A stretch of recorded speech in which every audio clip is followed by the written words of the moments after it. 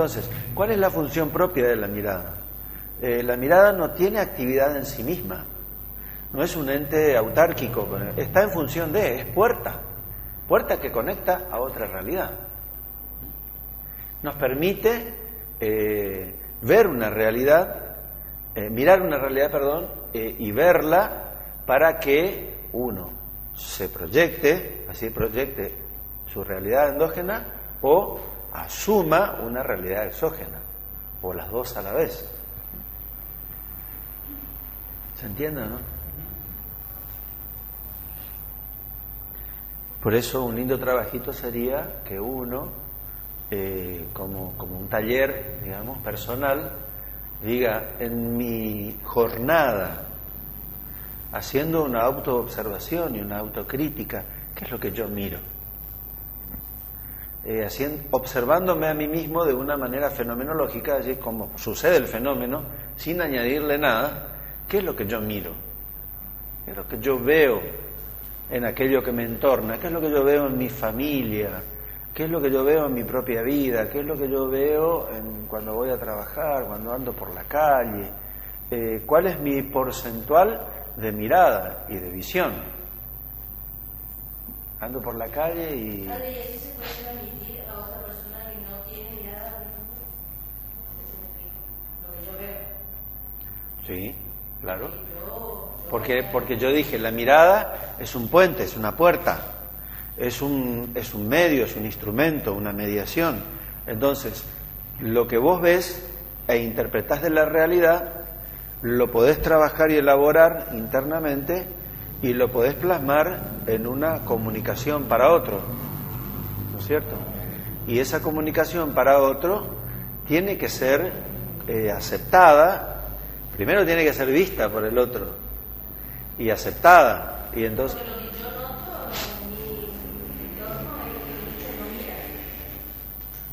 No, muchos no ven lo que vos ves, esa es la diferencia. Ahora, eso que vos ves puede ser verdadero y puede ser real en parte y que otro lo descarte. Ahí viene la teoría del filtro. Otra persona puede descartar eso, ¿entendés? Por ejemplo, si ella tuvo conflicto de relación con los hombres y me dice, todos los hombres son tramposos, es una mirada sobre la masculinidad, ¿no es cierto? Entonces yo le puedo decir, bueno, mirá, en primer lugar, no todos los hombres son tramposos, serán algunos y habrá que verlos, ¿no es cierto? En qué circunstancias, cuáles son los elementos que entran en juego, etcétera, etcétera. Por lo tanto, en general no estoy de acuerdo con tu mirada. Ahora, si vamos a lo particular y ella me dice, Miguel es un tramposo, por esto, por estas cosas que él tiene en su vida, en su estilo de vida y que yo las experimenté. Eso es comprobable en cierta medida. Entonces, yo puedo decir, puedo tener una mirada sobre Miguel y poder ver e interpretar lo que ella ve e interpreta en función de una realidad que es más o menos comprobable. Y ahí sí. Entonces, pero yo lo tengo que ver. En ese sentido entra en juego la aceptación.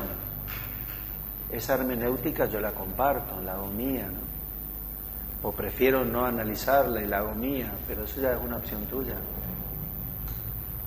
Entonces, hay cosas que es obvio, hay cosas que uno ve y el otro no las ve. Hay cosas que otros ve y uno no la ve. A la inversa. ¿Por qué? Porque nosotros filtramos la realidad. Tomamos lo que nos gratifica, lo que creemos que nos hace bien y que creemos que nos va a hacer felices, y descartamos aquello que creemos que nos va a hacer daño y que nos va a hacer sufrir y que no lo queremos. Es algo instintivo prácticamente, ¿no? Y fíjese, cuando tenemos que hacer el test de la personalidad, muchas veces nos encontramos con una realidad de nosotros mismos, porque muchas veces nos creemos bonitos, hermosos, divinos y claro. te encuentras con otra realidad que no es esa. Claro.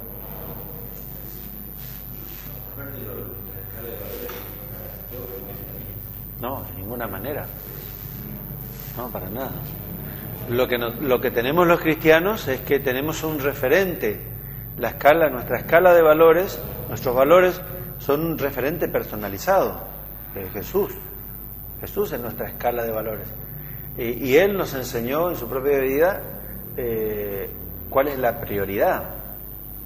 Entonces, si queremos seguirlo, entonces tenemos que aprender, en primer lugar, a renunciar a nuestra propia escala de valores, a nuestra propia mentalidad, para plegarnos, y ahí viene el gran desafío, para plegarnos a su escala de valores.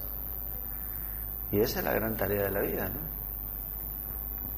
Por eso se dice, niéguese a sí mismo, ¿no? Cargue con su cruz y me siga.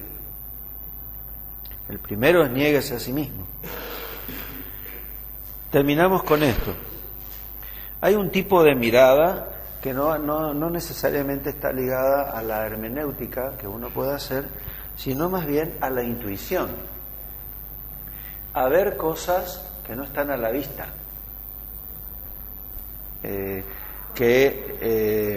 No son una fenomenología fácil de ver, de mirar y de ver.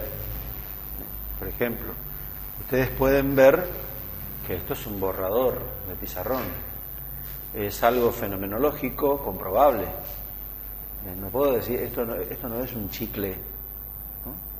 Es un borrador y lo pueden comprobar. Bueno, hay cosas en la realidad que no son tan fáciles de comprobar y que no están a la vista, y que la capacidad humana de la intuición nos permite acceder de una manera no evidente y apodíctica, pero sí, no quiere decir que no sea real.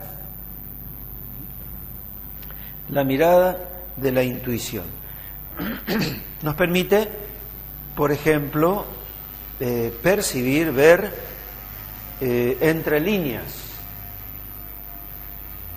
mirar lo que no se muestra, o sea, el famoso mecanismo de ocultamiento, ¿no? Cuando alguien viene a, no sé, a confesarse con un sacerdote y empieza a decir, por ejemplo, nos portamos mal, por ejemplo, habla en plural, nos portamos mal,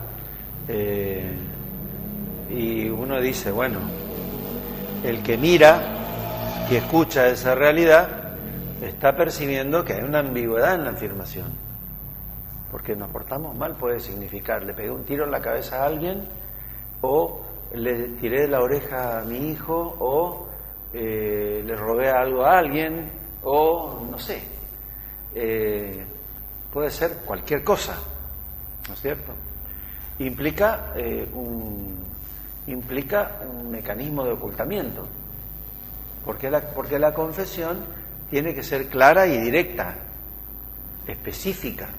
Cuanto más específica y directa, mejor está hecha, ¿no es cierto? Entonces, si uno dice, nos portamos mal, o si quieren, me porté mal, entonces, una mirada intuitiva te puede decir, bueno, especificá, ¿no es cierto? Puntualizá, vamos a lo concreto, ¿qué significa para vos portarte mal? Enumerá, mencionalos, etcétera, etcétera, ¿no? O esos adolescentes que tratan de ocultar cosas a sus padres, ¿no? Lo cual es un juego de poder muchas veces, ese mecanismo de ocultamiento. Y la mirada, a veces intuitiva, te permite percibir o ver cosas que están entre líneas, que no están expresas, pero que están, y están entre líneas, y que la mirada intuitiva lo puede ver. Otro tipo de mirada intuitiva es lo que yo llamo la mirada prospectiva. Es decir, uno puede percibir en su mirada sobre una realidad las consecuencias de algo que está en un presente. Por ejemplo, tu hijo te dice, no quiero está en quinto año de medicina y te dice no quiero estudiar más. Y uno diría, bueno, llegó hasta quinto año de medicina, ¿no? Recién ahora, ¿cierto? Entonces uno puede llegar a percibir la realidad compartida y la prospección que significa, o mejor dicho, las consecuencias que genera esa opción que él quiere realizar.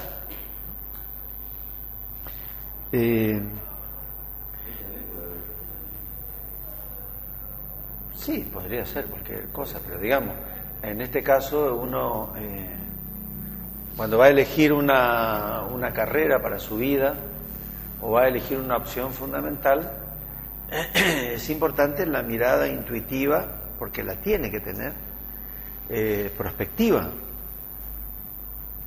¿no es cierto? ¿Cuáles son las consecuencias de esto que yo quiero para mí?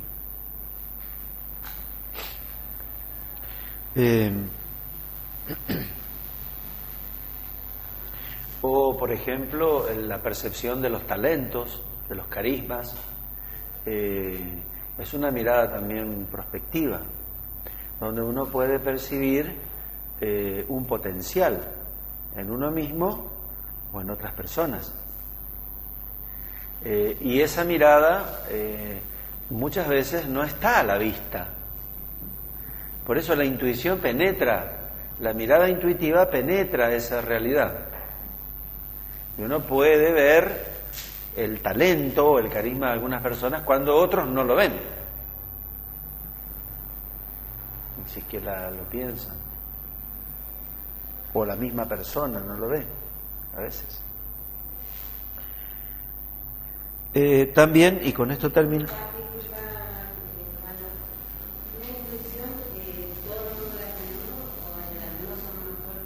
Sí. La mirada intuitiva es una facultad humana, todos la tenemos. Alguno puede tenerla más desarrollada por razones de personalidad, por ejemplo, temperamento, carácter, o por razones de que lo ha cultivado en su vida, lo ha considerado un valor, y ese valor puede ser una resultante también de un crecimiento espiritual, es un consecuente razonable de la vida de oración profunda. Una persona con una actividad orante verdadera tiene una gran capacidad intuitiva y perceptiva en ese orden, ¿no? La intención de los demás, claro. Le pasa a los contemplativos, ¿no? En percepciones sobre la realidad, que muchas de ellas eran proféticas. Bueno, y que era una mirada sobre la realidad.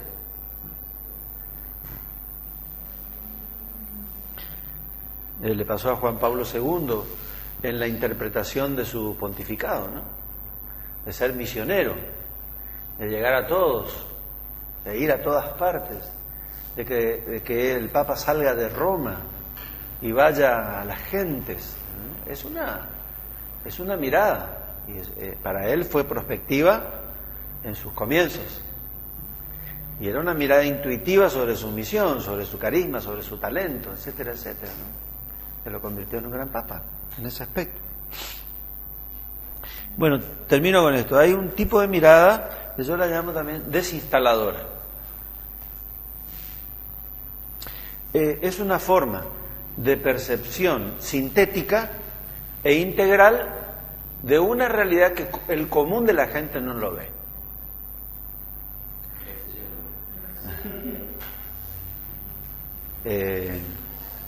Es decir, uno ve en la realidad un conjunto de realidades conjugadas, eso es sintético, que las puede integrar, y eso se plasma en una visión sobre la realidad.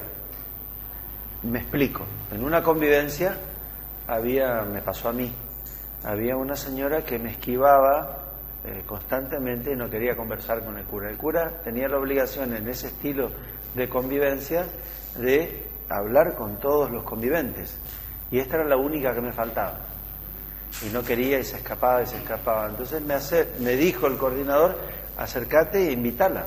Me acerco, le invito y le digo, una mujer de 54 años, le digo: señora, ¿podríamos conversar? ¿De qué? Yo no tengo nada que conversar con usted. Y entonces le respondí: bueno, no importa, vamos, tomamos mate y hablamos de cualquier cosa, o no hablamos de nada, pero vamos a hacerlo.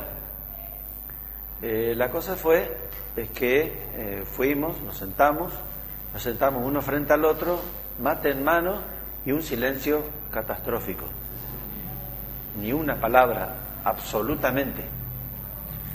Entonces me vino intuitivamente, mirando esa realidad, de decirle, y fue una osadía, de decirle: vos no querés hablar conmigo porque cuando eras niña abusaron de vos y tenés miedo de quedarte a luz, o algo así le dije.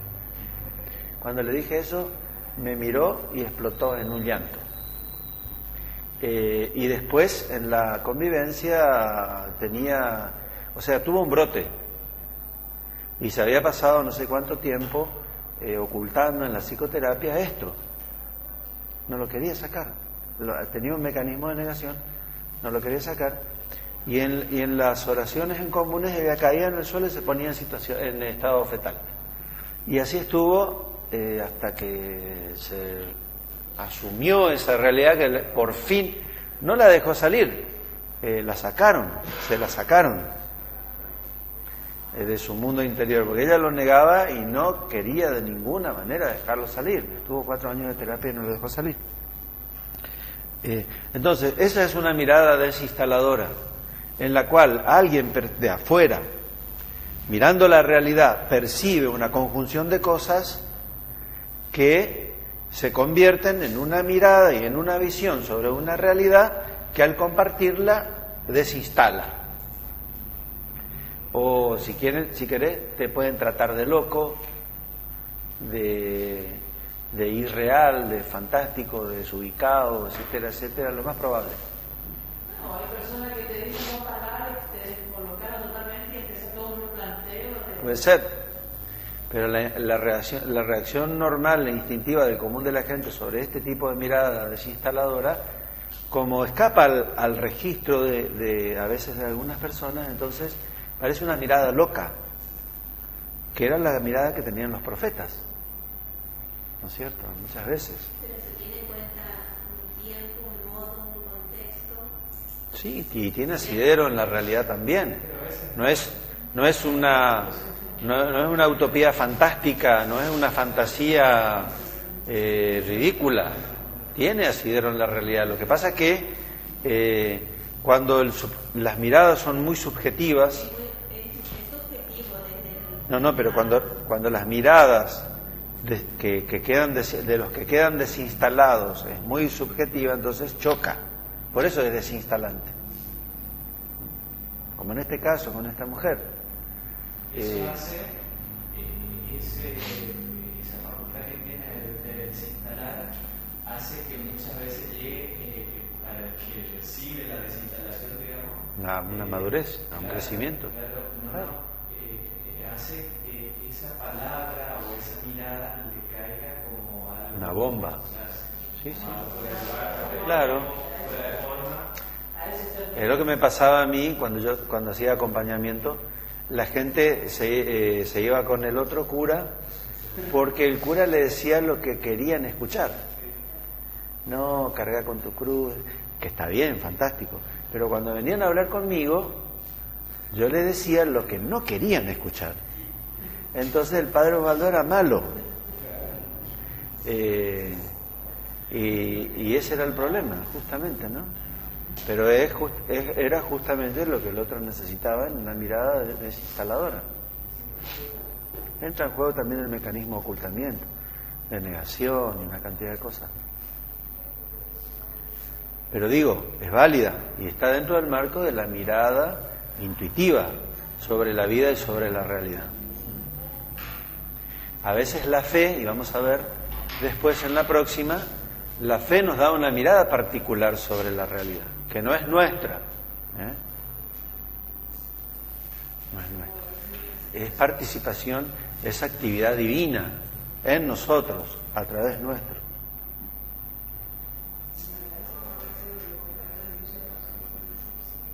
Claro.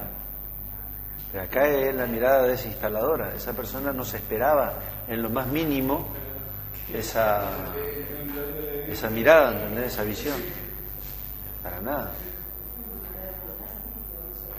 Pregunta, queja, duda, murmuración.